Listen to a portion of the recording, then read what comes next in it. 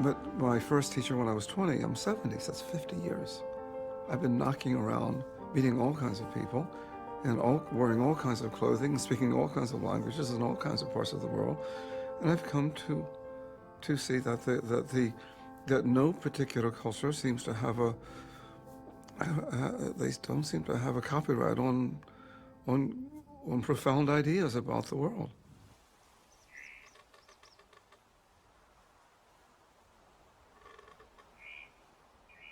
Many people imagine spiritual work like something you do with your mind, in your head. Mm. But the real shamanism has to do with really putting your body, the entirety of what you are, out there in nature. Because the connection with nature is one of the primary sources from which you learn. Victor was willing to take Philip on because Philip was open, had knowledge, was willing to learn.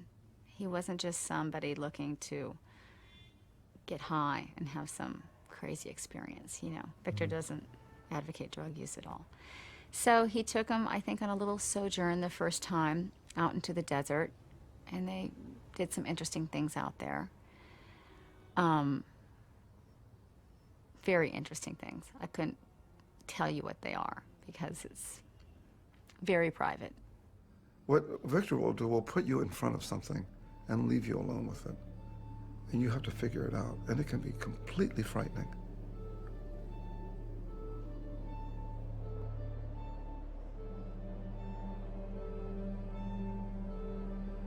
There's one beautiful thing about the mountain. There's a beautiful thing about the desert. The mountain, the desert, nature does not recognize your career, your accomplishment. You can be the president of the biggest company, and yet when you get to that mountain, the slope is not going to be easier for you. Nature treats you just as another human being, as another living being who is going to die. At 65, I took on a big commitment with his work. Most people are retiring to the Bahamas and playing golf. And I'm starting to do something I never did before. I'm living in the wilderness and climbing mountains and all kinds of things. I was going up a mountain. Victor was gone way ahead of me.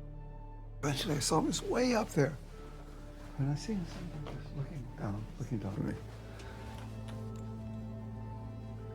And I looked up at him and I waved and I continued to climb. It took me another 40 minutes to get to where he was. He was just sitting there. I said, what were you doing, Victor? He said, I was watching you. I said, you know, it was very hard. It was a very hard climb for me.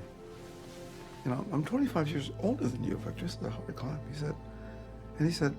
I had no intention of coming and saving you.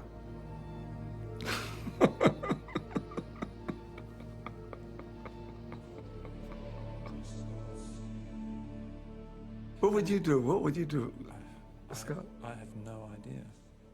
I hope I would have the nerve to put myself in that position of trust in someone.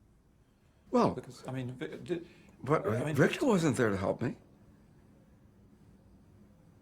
I couldn't trust Victor. He wasn't going to come and save me. Yeah. And what about when he buried you? Oh, we don't talk about that.